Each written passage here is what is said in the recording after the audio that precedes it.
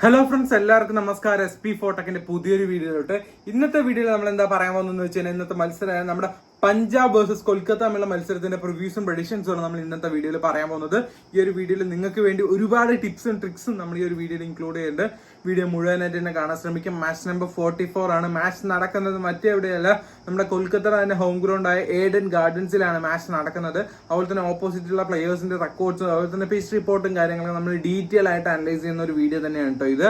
അപ്പോൾ ഇതുവരെ നമ്മുടെ ടെലിഗ്രാം ഗ്രൂപ്പിലോട്ട് നിങ്ങൾ കയറി ജോയിൻ ചെയ്യില്ലെങ്കിൽ തീർച്ചയായിട്ടും കയറി ജോയിൻ ചെയ്യുക. കാരണം ഇവിടെയാണ് നമ്മൾ ഫൈനൽ ടീംസും കാര്യങ്ങളൊക്കെ ഷെയർ ചെയ്യാറുള്ളത്. സോ മസ്റ്റ് ആയിട്ട് തന്നെ ഒന്ന് കയറി ജോയിൻ ചെയ്യാനായിട്ട് ശ്രമിക്കുക. ലിങ്ക് നമ്മുടെ ഡിസ്ക്രിപ്ഷൻ ബോക്സിൽ കൊടുത്തിട്ടുണ്ട്. അപ്പൊ ഈ ഒരു മാച്ചിനെ പറ്റി പറയുന്ന സമയത്ത് ഈ ഒരു മാച്ച് നടക്കുന്നത് നമ്മുടെ ഏഡൻ ഗാർഡൻസിലാണ്. മാച്ചിൽ ഫസ്റ്റ് ഇന്നിംഗ്സ് ആവറേജ് സ്കോർ ആയിട്ട് മിനിമം നമ്മൾ പറയുന്നത് 175 റൺസ് എബോവ് ആണ്. കാരണം ലാസ്റ്റ് നടന്ന റീസെന്റ് പെർഫോമൻസിന്റെ ബേസിലാണ് നമ്മൾ ഈ ഒരു ആവറേജ് സ്കോർ പറയുന്നത്. അതുപോലെ തന്നെ ഓവറോൾ ഇവിടെ 97 മത്സരങ്ങളാണ് നടന്നിട്ടുള്ളത്. ഫസ്റ്റ് ബാറ്റിംഗ് ടീം വിൻ ചെയ്ത് 42 പ്രാവശ്യവും സെക്കൻഡ് ബാറ്റിംഗ് ടീം വിൻ ചെയ്ത് 55 പ്രാവശ്യമാണ്. കൂടുതൽ വിൻ ചെയ്തിരിക്കുന്നത് സെക്കൻഡ് ബാറ്റിംഗ് ചൂസ് ചെയ്ത ടീംസ് തന്നെയാണ്. ഫാസ്റ്റ് ബോളേഴ്സ് 436 വിക്കറ്റും സ്പിൻ ബോളേഴ്സ് 322 വിക്കറ്റ്സും ആണ് ഇവിടെ എടുത്തിട്ടുള്ളത്. ഈ ഒരു പിച്ച് എന്ന് പറഞ്ഞാൽ ഓവറോൾ ബാറ്റിംഗ് പ്ലസ് ബൗളിംഗിന് സപ്പോർട്ടർ ആയുള്ള ഗ്രൗണ്ട് തന്നെയാണ്. ഇപ്പൊ ബൗളിംഗിൽ നോക്കുന്ന സമയത്തും ഫാസ്റ്റ് ബോളേഴ്സിനും സ്പിന്നേഴ്സിനും ഈക്വൽ ഇമ്പോർട്ടൻസ് തന്നെ കൊടുക്കുന്ന ഒരു ഗ്രൗണ്ട് തന്നെയാണ് ഇത്. ഈ ഒരു പിച്ച് മാക്സിമം ഒരു ഹൈ സ്കോറിംഗ് ഗെയിം ആവാനുള്ള പോസിബിലിറ്റീസ് തീർച്ചയായിട്ടും ഈ ഒരു മത്സരം നമ്മൾ പ്രഡിക്റ്റ് ചെയ്യുന്നു. അതുപോലെ തന്നെ സ്പിന്നേഴ്സിന് നല്ല രീതിയിൽ വിക്കറ്റ് കിട്ടുന്നുള്ള കാര്യത്തിൽ നമ്മൾ എന്തായാലും ഒരു എക്സ്പെക്ടേഷൻ നമുക്ക് കൂടുതലായിട്ടുണ്ട്. ഓക്കെ, ഇനിയിപ്പോ ഇരു ടീമിത്തെ പ്ലേയേഴ്സിന്റെ സ്റ്റാറ്റ്സ് നമുക്ക് നോക്കാം. അതിന് മുന്നേ ഈ കുബേര ഫാന്റസിയെ പറ്റി പറയാനായിട്ടുണ്ട്. ഈ ഒരു കുബേര ഫാന്റസി ആപ്ലിക്കേഷൻ നിങ്ങൾ ഇതുവരെ യൂസ് ചെയ്യാൻ തുടങ്ങിയിട്ടില്ലെങ്കിൽ തീർച്ചയായിട്ടും യൂസ് ചെയ്ത് തുടങ്ങുക. കാരണം സിമ്പിൾ ആയിട്ട് ടീം ഇടാതെ ഒരു ക്യാഷ് ഇൻ ചെയ്യാൻ പറ്റുന്ന കിടിലൻ ഓപ്ഷനാണ് ഈ ഡ്യുവോ എന്ന് പറയുന്നത്. 5 പ്ലേയേഴ്സ് ഉണ്ടാകും. ആരായിരിക്കും നന്നായി കളിക്കാൻ ചാൻസ് ഉള്ളതെന്ന് പ്രെഡിക്റ്റ് ചെയ്യാൻ പറ്റുന്ന ഒരു കിടിലൻ ഫീച്ചറാണിത്. ഇപ്പൊ നമ്മുടെ അജിൻക്യ രഹാനെ, അതുപോലെ തന്നെ ശിവാന്തു രച്ചിൻ രവീന്ദ്ര, ട്രാവിസ് അങ്ങനെ ഒരുപാട് പ്ലേയേഴ്സ് ഉണ്ടല്ലോ. ഇതിൽ ആരായിരിക്കും നന്നായി കളിക്കാന്ന് ജസ്റ്റ് നമ്മളൊന്ന് പ്രെഡിക്റ്റ് ചെയ്താൽ മതി. ഇപ്പൊ നിങ്ങൾക്ക് തോന്നുന്നത് ട്രാവിസ് ആയിട്ട് മുന്നോട്ട് പോകും, ഇത്രയുള്ള അങ്ങനെ സിമ്പിൾ ആയിട്ട് ക്യാഷ് ഇൻ ചെയ്യാൻ പറ്റുന്ന കിടിലൻ ഓപ്ഷനാണ് ഈ ഡ്യുവോ എന്ന് പറയുന്നത്. അതുപോലെ തന്നെ ഡ്യുവോ പ്രോ ഉണ്ട്. ഇത് എന്താന്ന് വെച്ച് കഴിഞ്ഞാൽ 2 പ്ലേയേഴ്സിനെ അറ്റ് എ ടൈം ചൂസ് ചെയ്യാൻ പറ്റുന്ന ഒരു ഓപ്ഷൻ തന്നെയാണ് ഇത്.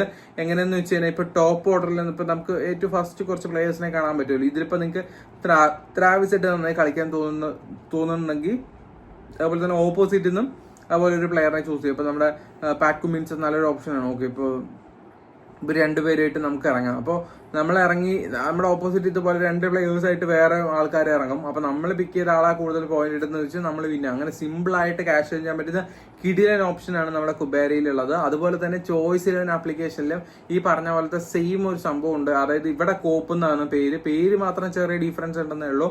ഇതിലും ആ ഒരു സെയിം സംഭവം തന്നെയാണ്. പ്ലേയേഴ്സിന്റെ ലിസ്റ്റും കാര്യങ്ങളൊക്കെ ഏകദേശം സെയിം തന്നെ ആയിരിക്കും.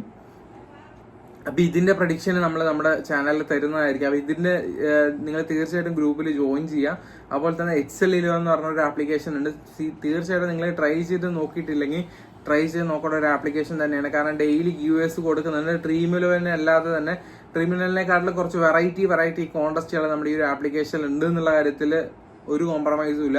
അതുപോലെ തന്നെ my master daily 1 lakh rupees free give കൊടുക്കുന്ന ഒരു ആപ്ലിക്കേഷൻ തന്നെയാണ്. ഓക്കെ, തീർച്ചയായിട്ടും ട്രൈ ചെയ്ത് നോക്കേണ്ട ഒരു ആപ്ലിക്കേഷൻ തന്നെയാണ് നമ്മുടെ മൈ മാസ്റ്റർ 11. കാരണം ഞാനിപ്പോ ഐ തിങ്ക് ഇതിൽ ഞാൻ ജോയിൻ ചെയ്തിട്ടില്ല. അപ്പൊ ഞാൻ ജസ്റ്റ് നിങ്ങൾക്ക് കാണിച്ചു തരാം.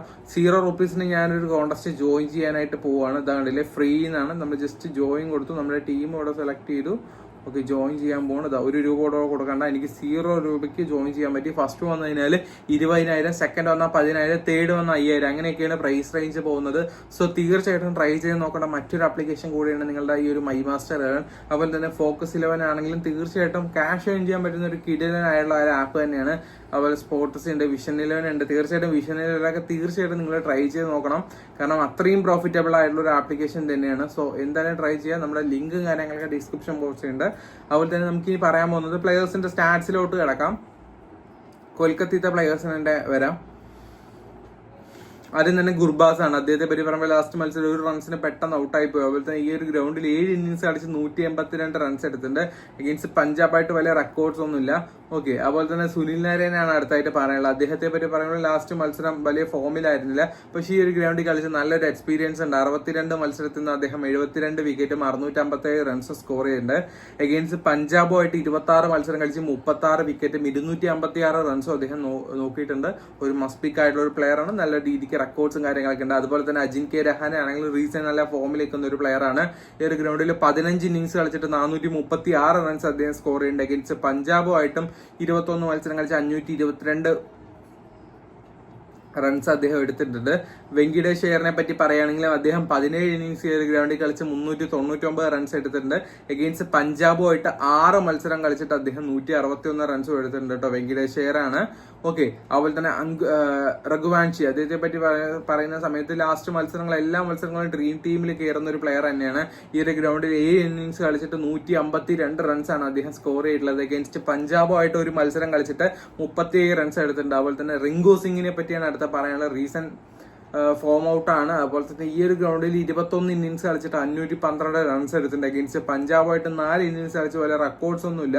അതുപോലെ തന്നെ നമ്മുടെ റസലിനെ പറ്റി പറയുകയാണെങ്കിലും അദ്ദേഹം 44 ഇന്നിംഗ്സ് ഈ ഒരു ഗ്രൗണ്ടിൽ കളിച്ചിട്ട് 989 റൺസും അതുപോലെ തന്നെ 43 വിക്കറ്റും അദ്ദേഹം സ്കോർ ചെയ്തിട്ടുണ്ട്. അതുപോലെ തന്നെ പഞ്ചാബിന് അഗേൻസ്റ്റ് ആയിട്ട് 14 ഇന്നിംഗ്സ് കളിച്ച് 15 വിക്കറ്റ് 449 റൺസുമാണ് അദ്ദേഹം എടുത്തിട്ടുള്ളത്. റമദീപ് സിംഗിനെ പറ്റി പറയുകയാണെങ്കിലും 8 പ്രാവശ്യം ഈ ഒരു ഗ്രൗണ്ടിൽ കളിച്ചിട്ടുണ്ട്. 91 റൺസ് അദ്ദേഹം സ്കോർ ചെയ്തിട്ടുണ്ട്. പഞ്ചാബിന് അഗേൻസ്റ്റ് ആയിട്ട് 2 മത്സരം കളിച്ച് 6 റൺസ് മാത്രമേ അടിച്ചിട്ടുള്ളൂ. പിന്നെ നോർട്ടേജിനെ പറ്റിയാണ്. ലാസ്റ്റ് മത്സരം ഓരോരോ വിക്കറ്റ് വീതം എടുത്തിട്ടുണ്ട്. അഗെയിൻസ്റ്റ് പഞ്ചാബുമായിട്ട് 4 ഇന്നിംഗ്സ് കളിച്ച് 4 വിക്കറ്റ് നേടിയിട്ടുണ്ട് കേട്ടോ. അതുപോലെ തന്നെ ഹർഷിത് റാണയെ പറ്റി പറയുമ്പോൾ ലാസ്റ്റ് എല്ലാ മത്സരങ്ങളും തുടർച്ചയായി വിക്കറ്റ് എടുക്കുന്ന ഒരു തീർച്ചയായിട്ടും പിക്ക് ചെയ്യേണ്ട ഒരു പ്ലെയർ തന്നെയാണ് ഹർഷിത് റാണ. അദ്ദേഹം 15 ഇന്നിംഗ്സ് ഈ ഒരു ഗ്രൗണ്ടിൽ കളിച്ച് 19 വിക്കറ്റും അഗെയിൻസ്റ്റ് പഞ്ചാബുമായിട്ട് 3 മത്സരം കളിച്ച് 5 വിക്കറ്റ് നേടിയിട്ടുണ്ട്. വരുൺ ചക്രവർത്തി ആണെങ്കിലും നല്ലൊരു പെർഫോമൻസ് ആണ് ഈ ഒരു ഗ്രൗണ്ടിൽ അദ്ദേഹത്തിനുള്ളത്. 19 ഇന്നിംഗ്സ് കളിച്ചിട്ട് 25 വിക്കറ്റ് ഇവിടെ നിന്ന് എടുത്തിട്ടുണ്ട്. അതുപോലെ അഗേൻസ്റ്റ് പഞ്ചാബുമായിട്ട് 9 മത്സരം കളിച്ച് 10 വിക്കറ്റ് എടുത്തിട്ടുണ്ട്. അതുപോലെ തന്നെ വൈഭവ് ഓവർ അദ്ദേഹത്തെ പറ്റി പറയുമ്പോഴും ലാസ്റ്റ് എല്ലാ മത്സരങ്ങളും ഓരോ വിക്കറ്റ് വീതം എടുത്തിട്ടുണ്ട്. അഗേൻസ്റ്റ് പഞ്ചാബുമായിട്ട് 2 മത്സരം കളിച്ച 1 വിക്കറ്റും ഈ ഒരു ഗ്രൗണ്ടിൽ 10 മത്സരം കളിച്ച് 11 വിക്കറ്റുമാണ് നേടിയിട്ടുള്ളത്. ഇനി പഞ്ചാബിത്തെ പ്ലേയേഴ്സിനോട്ട് നോക്കുന്ന സമയത്ത് പ്രിയനാഷ് ആര്യ അദ്ദേഹം ആണെങ്കിലും നല്ലൊരു പ്ലെയർ തന്നെയാണ്. ലാസ്റ്റ് ഒരു മത്സരം കൊൽക്കത്തയ്ക്ക് അഗേൻസ്റ്റ് കളിച്ച് 22 റൺസാണ് നേടിയിട്ടുള്ളത്. സിമ്രാൻ സിംഗ് നല്ലൊരു തീർച്ചയായിട്ടും കൊണ്ടുവരേണ്ട ഒരു പ്ലെയർ തന്നെയാണ്. 2 മത്സരം ഈ ഒരു ഗ്രൗണ്ടിൽ കളിച്ച് 66 റൺസും 5 മത്സരം അഗേൻസ്റ്റ് KKR ആയിട്ട് കളിച്ച് 123 റൺസും അദ്ദേഹം എടുത്തിട്ടുണ്ട്. ശ്രേയസ് അയ്യർ ആണെങ്കിൽ ലാസ്റ്റ് മത്സരങ്ങളൊക്കെ കുറച്ച് ഫ്ലോപ്പ് ആയിരുന്നു. അദ്ദേഹം ആണെങ്കിൽ ഈ ഒരു ഗ്രൗണ്ടിൽ 12 ഇന്നിംഗ്സ് കളിച്ച് 264 റൺസും അതുപോലെ തന്നെ അഗേൻസ്റ്റ് KKR ആയിട്ട് 15 ഇന്നിംഗ്സ് കളിച്ചിട്ട് 456 റൺസും അദ്ദേഹം എടുത്തിട്ടുണ്ട്. ശ്രേയസ് അയ്യർ മലയാളിയാണെന്ന് നിങ്ങൾക്ക് അറിയാം അല്ല, മലയാളിയാണ്. അതുപോലെ തന്നെ നഹീൽ വധേരയെ പറ്റി പറയുമ്പോൾ അദ്ദേഹം ഒരു മത്സരമാണ് ഈ ഒരു ഗ്രൗണ്ടിൽ കളിച്ച് 3 റൺസ് എടുത്തിട്ടുള്ളത്. അഗേൻസ്റ്റ് പഞ്ചാബുമായിട്ട് 4 മത്സരം കളിച്ച് 25 റൺസും എടുത്തത്. സ്റ്റോൺസിനെ പറ്റി പറയുമ്പോൾ 6 മത്സരം ഈ ഒരു ഗ്രൗണ്ടിൽ കളിച്ച് 45 റൺസ് 1 വിക്കറ്റ് ആണ്. അഗേൻസ്റ്റ് KKR ആയിട്ട് കളിച്ചിട്ട് 159 റൺസ് 8 വിക്കറ്റ് നേടിയിട്ടുണ്ട് 12 ഇന്നിംഗ്സിൽ. അതുപോലെ തന്നെ ഗ്ലെൻ മാക്സ്വെലിനെ പറ്റി പറയുന്ന സമയത്ത് അദ്ദേഹം 8 ഇന്നിംഗ്സ് ഈ ഒരു ഗ്രൗണ്ടിൽ കളിച്ച് 206 റൺസ് 1 വിക്കറ്റ് നേടിയിട്ടുണ്ട്. അഗെയിൻസ്റ്റ് KKR ആയിട്ട് 21 ഇന്നിംഗ്സ് കളിച്ചിട്ട് 487 റൺസും 5 വിക്കറ്റുമാണ് നേടിയിട്ടുള്ളത് കേട്ടോ. അതുപോലെ തന്നെ ശശാങ്ക് സിംഗിനെ പറ്റി പറയുന്ന സമയത്ത് അദ്ദേഹം ഈ ഒരു ഗ്രൗണ്ടിൽ ഒരു മത്സരം കളിച്ച് 68 റൺസ് നേടിയിട്ട് അഗേൻസ്റ്റ് KKR ആയിട്ട് 3 ഇന്നിംഗ്സ് കളിച്ച് 97 റൺസ് നേടിയിട്ടുണ്ട്. മാർക്കോ ജെയിൻസിനെ പറ്റി പറയുമ്പോൾ ഈ ഒരു ഗ്രൗണ്ടിൽ 2 മത്സരവും 2 വിക്കറ്റ് നേടിയിട്ടുണ്ട്. അഗേൻസ്റ്റ് KKR ആയിട്ട് 7 മത്സരം 9 വിക്കറ്റുമാണ് നേടിയിട്ടുള്ളത്. അർഷദീപ് സിംഗ് ആണെങ്കിലും ഈ ഒരു ഗ്രൗണ്ടിൽ 2 മത്സരം കളിച്ച് 2 വിക്കറ്റും അഗേൻസ്റ്റ് KKR ആയിട്ട് 10 മത്സരം കളിച്ച് 11 വിക്കറ്റും എടുത്തിട്ടുള്ളത്. ബാർട്ട്ലെറ്റ് ആണെങ്കിലും അദ്ദേഹത്തെ പറ്റി പറയുമ്പോൾ ഈ KKR അഗേൻസ്റ്റ് ആയിട്ട് ഒരു മത്സരം കളിച്ച് 1 വിക്കറ്റാണ് നേടിയിട്ടുള്ളത്. പിന്നെ അതുപോലെ തന്നെ ബേറിനെ പറ്റി പറയുന്ന സമയത്ത് അദ്ദേഹം 2 മത്സരം ഈ ഒരു ഗ്രൗണ്ടിൽ കളിച്ച് 1 വിക്കറ്റും അഗേൻസ്റ്റ് KKR ആയിട്ട് 4 മത്സരം കളിച്ച് 1 വിക്കറ്റുമാണ് നേടിയിട്ടുള്ളത്. ചഹാലാണെങ്കിൽ ലാസ്റ്റ് മത്സരങ്ങളൊക്കെ നല്ല രീതിക്ക് വിക്കറ്റ് ടേക്ക് ചെയ്ത് വന്നുകൊണ്ടിരിക്കുന്നുണ്ട്. അദ്ദേഹത്തിന്റെ ഗ്രാഫ് ഇങ്ങനെ മുകളിലോട്ടാണ് പോയിക്കൊണ്ടിരിക്കുന്നത് കേട്ടോ. അതുപോലെ തന്നെ 10 മത്സരം കളിച്ചിട്ടുണ്ട് ഈ ഒരു ഗ്രൗണ്ടിൽ 10 വിക്കറ്റും. അതുപോലെ തന്നെ അഗേൻസ്റ്റ് KKR ആയിട്ട് 23 മത്സരം കളിച്ച് 33 വിക്കറ്റ് നേടിയിട്ടുണ്ട്. തീർച്ചയായിട്ടും ചഹാലിനെ കൊണ്ടുവന്നു. കാരണം സ്പിന്നിന് അഡ്വാൻറ്റേജ് ഉള്ള ഒരു ഗ്രൗണ്ട് കൂടെയാണിത്. ഹെഡ് ടു ഹെഡ് റെക്കോർഡ്സ് നോക്കുമ്പോൾ 34 മത്സരങ്ങളാണ് നമ്മുടെ പഞ്ചാബും KKR തമ്മിൽ ഏറ്റുമുട്ടിയിട്ടുള്ളത്. 34 പ്രാവശ്യം നമ്മുടെ കളിച്ചതിൽ KKR 21 പ്രാവശ്യം 13 പ്രാവശ്യം പഞ്ചാബാണ് വിൻ ചെയ്തിട്ടുള്ളത്. അപ്പോൾ നിങ്ങൾക്ക് ജസ്റ്റ് ഒരു പ്രിവ്യൂ ഞാൻ ക്രിയേറ്റ് ചെയ്ത് തരാം.